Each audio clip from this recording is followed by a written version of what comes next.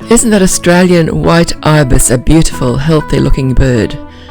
Welcome to the Birds of Forest Lake from the 19th of October 2021. Many of the birds around the lake survive by eating insects, and they find the insects in the plant life. So the flowers are there not only to be pretty, but also to provide food and hiding places for the birds. And some of them, of course, eat the nectar from the flowers as well. Lake maintenance is an ongoing thing, and today they're out weeding the water weeds from the lake with that huge machine.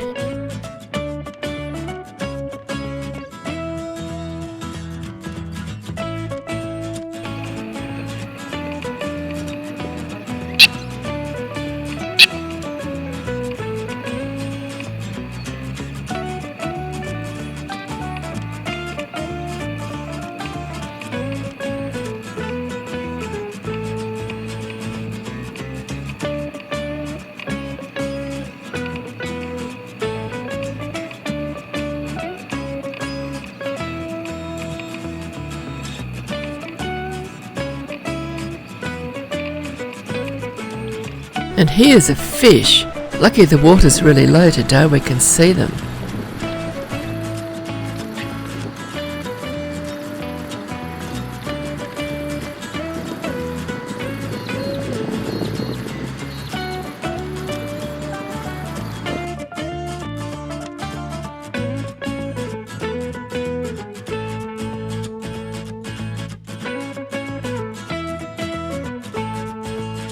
I think there's only one chick in this group at the moment.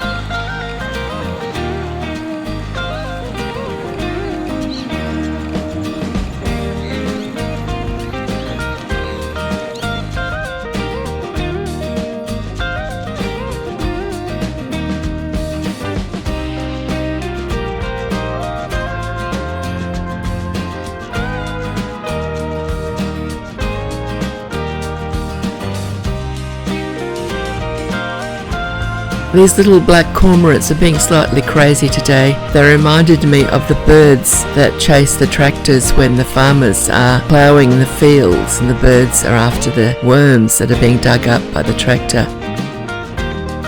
And I was so happy to see these two ibis. I've never been quite so close to an ibis at Forest Lake before. They're very shy. They wouldn't let me get any closer than this. They did eventually fly off. Went and joined their buddies in the little island where they don't have to get so close to the human beings. I know a lot of people dislike the ibis, and so they probably get harassed a bit by some people, which is sad because they are beautiful birds and they do have lots of fans as well. A few years ago they were almost extinct, but they were protected and now there's lots of them around. There they go, flying off to the little island.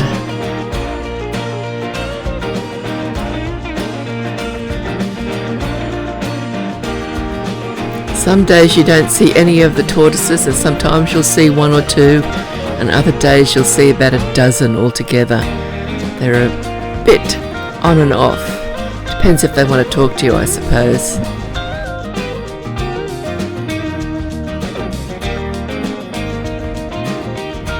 The cattle egrets are new to me. They're white with orange, pale orange on their heads. I know there's also ibis and probably even the intermediate egrets, and I don't know what else in that bunch of birds in that grass. This Oriental Darter is another one that's just arrived at the lake recently, and I haven't seen the usual darter that's usually around. It seems to have gone missing. Maybe it's gone off to breed somewhere else, because it's a different breed of darter. The one we usually have, I think, is an Australian darter. The cormorants seem to be nesting in these trees at this end as well. There's a lot smaller little pied cormorants than they usual. We only usually have one of them. There's quite a few here now. There seem to be hundreds, if not thousands, of birds turning up to breed at the moment.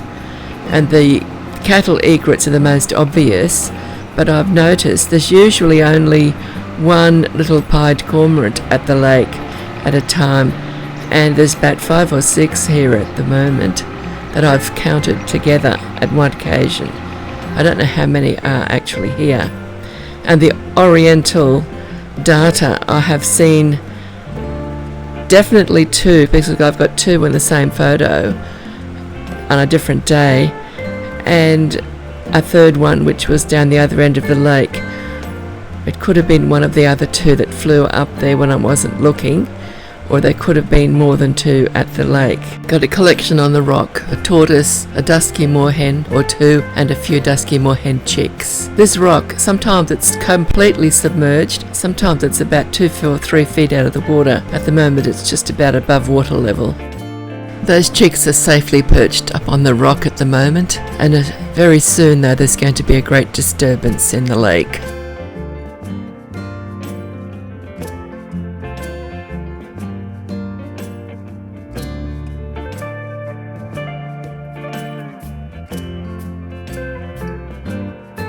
Here's a pair of hard-head ducks diving for their breakfast or whatever. Apparently they're Australia's only true diving duck. They actually dive and swim around underwater. Mostly the ducks just bob. We see their tails up, but these 2 will swim around like a cormorant. Apparently they got their name hard-head ducks from the old taxidermists who decided that their heads were very hard to work with when they were turning them into taxidermist specimens.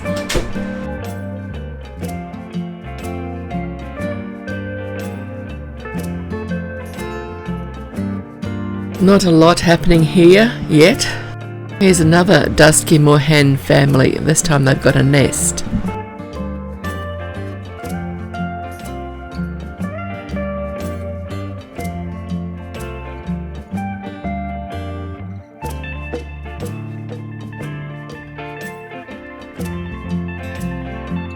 Here comes the disturbance I was telling you about. See the weeding machines just across there. It's going to cause a bit of a commotion. A whole lot of little black cormorants are chasing after it as if they were chasing a tractor that was tearing up worms. Perhaps it's just disturbing the weeds, and small creatures that they want to eat are coming up with them and they're easier to catch. I see the cormorants going a bit nuts there, chasing after the weeding machine, and the chicks are looking a bit surprised. Eventually we'll have another look and that rock will be vacant. I think the little chicks just went as far as they could to get away from it, the commotion. I've been watching this scene for long enough. Continue on the walk. And there is the iris plant. I usually just show you close-up photos of the flowers, but that's the whole plant. Reflection of the blue sky with the Dusky Moorhen sitting right in the middle of a cloud reflection. And there is an Australian water dragon.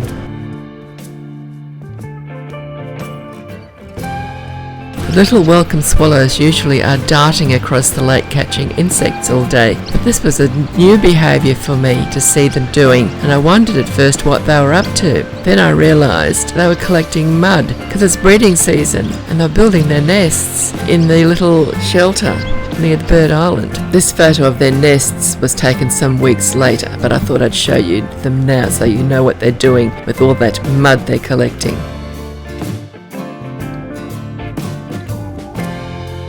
This Australian water dragon was very well camouflaged and almost completely invisible as I was approaching it.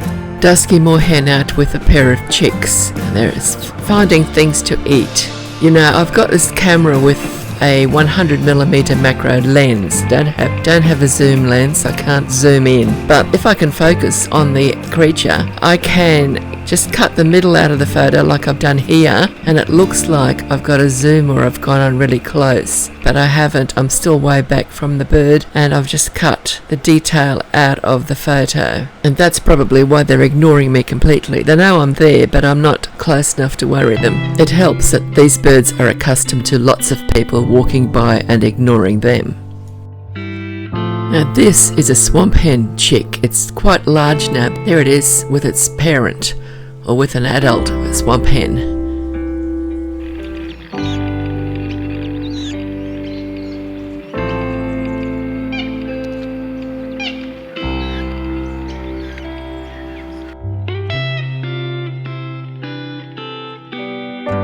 couldn't work out what was going on here. Either those leaves were blown by the wind or some bird or animal had something to do with that. Across the other side there's a truck that is probably the one that brought the weeding machine to the lake. I'm sitting on a seat here enjoying the view and watching to see what's going on in the lake and taking photos when I see interesting things happening. And that water dragon was enjoying the view too, I think. And that's a Eurasian Coot there with a chick. And here's another fish.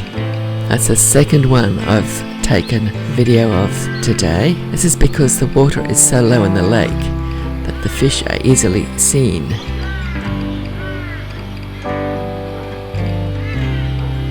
The Australian water dragon we saw earlier has moved around and now we can get a side view of it. And the coot's got its chick closer to us now so we can see the chick better.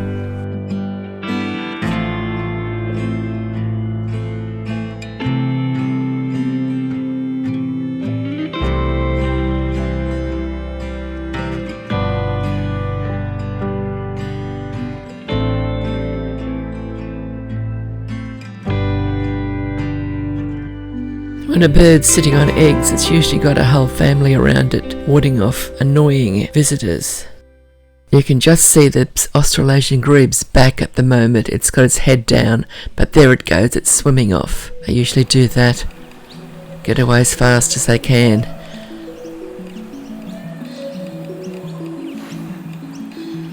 There are several small metallic sculptures at this end of the lake.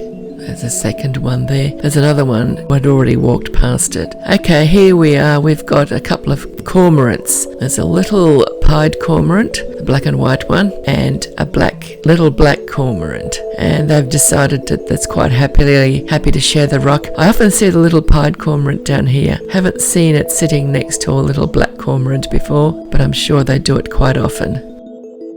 That darter's over there just near the drums. You can see the side of its head is looking down the lake. And there's a Dusky Moorhen.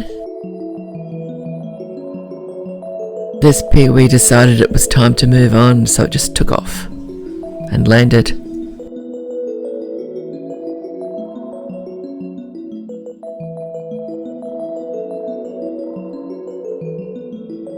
Getting close to the point now where I have to walk across the road bridge. There's quite a lot of native plants planted along this part of the walk. Bottlebrush and grevilleas. That's a spider lily and not a native. That's grevillea. I've crossed over the bridge now and that's an abandoned coot nest. And there's some more coot. And a magpie taking a bath, who was quickly joined by a flying peewee. Actually looks like the peewee was there. Just had a little flight over the top of the magpie to make sure the magpie knew about it. And there's another peewee.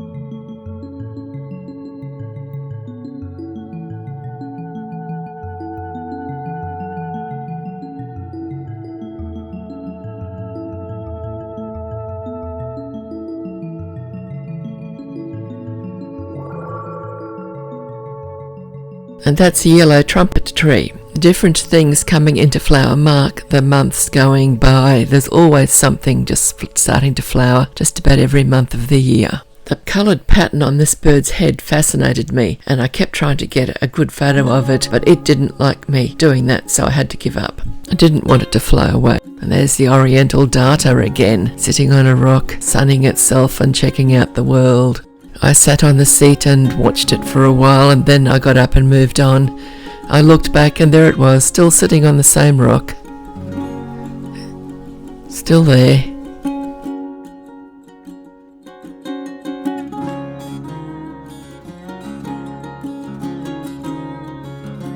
Another fish.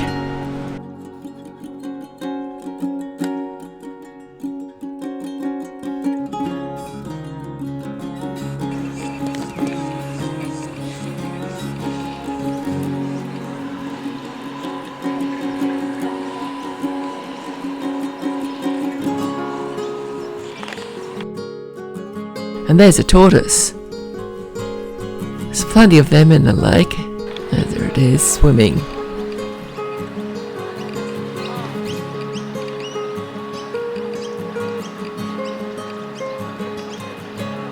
And those plants tell me I'm close to the end of the video. The very last picture in this video is of the other side of those plants looking down over the lake.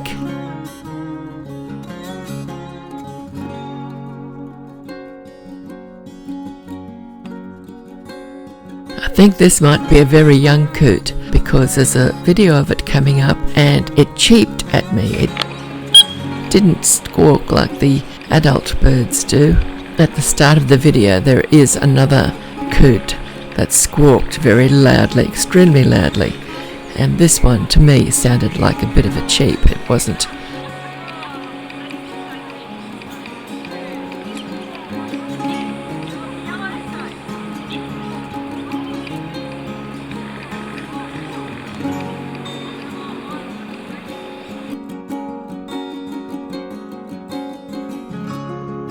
I was surprised to see this pink fluffy grass growing at the lake. I've only seen it in the tropics. It's called red natal grass, I think, and it's from South America, I believe. It's not a native to Australia. And it grows paddocks of it up in the far north Queensland. I didn't realise it was down this far south. That's a cultivated flower. I'm almost out of the lake now. So that was superb fairy wren, little female, or it could be an immature male.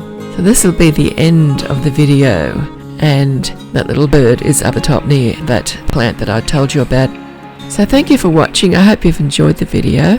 If you have enjoyed it, give it a like please, it'd be greatly appreciated. And if you haven't subscribed and want to continue to see these videos, it'd be a good idea if you did subscribe, because then you get a chance of actually knowing when they're posted. Bye bye for now. There's that grass again. The next video I put onto this channel will be of my visit to New Farm Park with the rose gardens.